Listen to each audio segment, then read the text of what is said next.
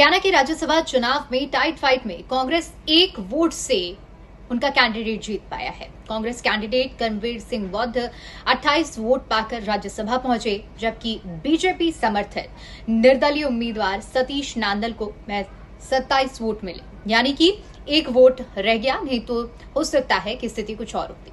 इस तरह भाजपा ने तीसरा कैंडिडेट उतारकर अपनी जीत तय मान रही थी।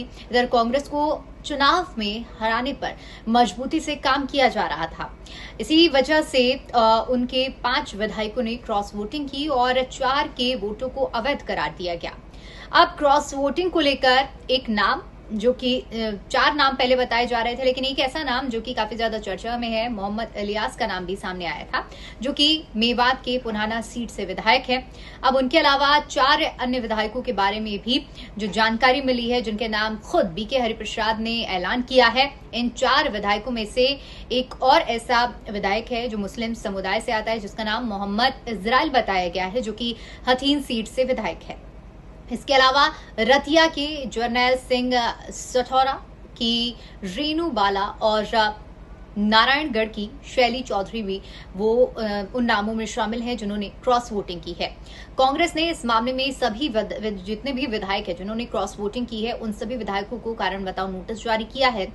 और इतना ही नहीं, इसके साथ साथ इन लोगों के खिलाफ निलंबन जैसी कार्रवाई भी हो सकती है, क्योंकि ये जो पूरा मामला है ये शीर्ष नेतृत्व तक पहुंचा हुआ था। और ऐसे में अब इस मामले में सख्त कार्रवाई करने की बात भी कही जा रही है। और ऐसा ही उड़ीसा में भी हुआ, कांग्रेस ने किया है, जहां पर उनके विधायकों ने क्रॉस वोटिंग की थी। हालांकि इस बगावत के बाद भी अगर कांग्रेस का कैंडिडेट एक वोट से जीत गया है तो इसके लिए जश्न की जैसी स्थिति देखने को हमें मिली है और जश्न भी मनाया जा रहा है। इसके साथ ही साथ आपको बता दें कि जिस तरह से क्रॉस वोटिंग हुई है, इस पर हरियाणा के जितने भी शीर्ष नेतृत्व के कांग्रेस के बड़े चेहरे हैं, उनके सख्त तेवर देखने को मिल रहे हैं। पूर्व मुख्यमंत्री भूपेंद्र सिंह हुड्डा ने भी इस पूरे मामले पर अपनी प्रतिक्रिया दी है। सवाल ये भी उठ रहे हैं कि उनके लीडरशिप में ज्यादातर विधायकों को हिमाचल में रखा गया और वो 16 मार्च को मतदान से ठीक पहले आए। आपको याद होगा कि 37 विधायकों में से 31 विधायक जो कि हिमाचल पहुंच रहे थे, मतदान से ठीक पहले विधानसभा पहुंचे। चुनाव अधिकारी पंकज अग्रवाल ने कहा कि संजय भाटिया को पहली प्राथमिकता के अनुसार 39 वोट मिले हैं, वहीं कर्मवीर बौद्ध को 28 वोट मिले हैं और सतीश नांदल के खाते में 16 वोट गए। और इन 16 वोटों में से बीजेपी के समर्थन वाले निर्दलीय प्रत्याशी सतीश नांदल को 3 मत तो निर्दलीय विधायकों के भी मिले हैं। इसके अलावा कांग्रेस के भी 5 वोट मिले हैं, यानी कुल मिलाकर जो आंकड़ा था वो 27 तक पहुंच चुका है। अब अगर हम पिछले इतिहास पर नजर डालें तो सतीश नांदल ने साल 2019 का विधानसभा चुनाव लड़ा था, लेकिन सतीश नांदल को उस चुनाव में हार का सामना करना पड़ा था। फिलहाल बीजेपी जो कि हरियाणा के प्रदेश उपाध्यक्ष हैं, इस बीच चर्चा है कि आखिर कैसे भूपेंद्र सिंह हुड्डा ने अपने विधायकों को पाले में रखा और हार से बच गए।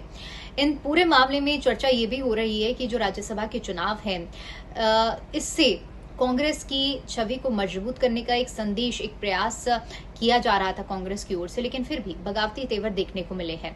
साल 2024 के विधानसभा चुनाव की अगर हम बात करें, जहां कांग्रेस ने हार का सामना किया था, इसके बाद सवाल उठ रहे थे। तब कहा गया था कि भूपेंद्र सिंह हुड्डा ने ही पूरी रणनीति तैयार की थी और कांग्रेस को हार का सामना करना पड़ा था, तो वही जिम्मेदार है। ऐसे में भले ही एक वोट से जीत दर्ज की हो, लेकिन कांग्रेस ने जीत दर्ज की है, कांग्रेस का उम्मीदवार जीता है और इसीलिए लंबी खींचतान के बाद हुड्डा ही नेता विपक्ष बनने में सफल साबित रहे हैं। ये अब हरियाणा कांग्रेस के जो तमाम चेहरे, जो हुड्डा ग्रुप के हुड्डा समर्थित कार्यकर्ता हैं, उनकी ओर से कहने को बातें सुनने को मिल रही हैं। हालांकि अभी भी एक स्पष्ट संदेश तो देखने को मिल ही रहा है कि जिस तरह से हरियाणा कांग्रेस के अंदर अंदरूनी कलह की बात कही जाती थी, ये भी स्पष्ट तौर पर हरियाणा विधानसभा चुनाव से पहले हम देख पा रहे थे कि किस तरह से अंतर्कलह की बात कही जा रही थी। और इसीलिए कहा जा रहा था कि एक बड़ा फैक्टर है हरियाणा में चुनाव हारने का कांग्रेस का।